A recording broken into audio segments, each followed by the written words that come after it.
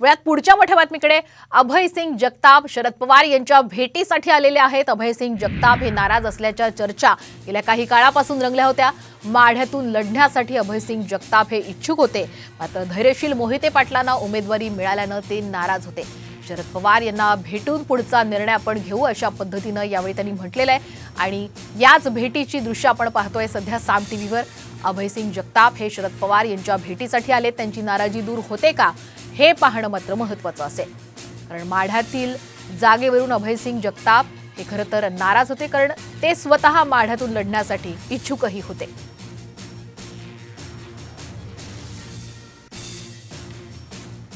माझे काही स्वप्न घेऊन मी माढ्यासाठी या मैदानात उतरलो होतो। त्या स्वप्नांचं जर यथायोग्य समाधान होणार असेल तरच मी राष्ट्रवादी काँग्रेस पार्टी शरदचंद्रजी पवार यांच्या उमेदवाराच्या प्रचारात राहीन। अन्यथा वेगळा मार्ग निवडून निवडणूक जिंकून येण्याचा मानस आहे।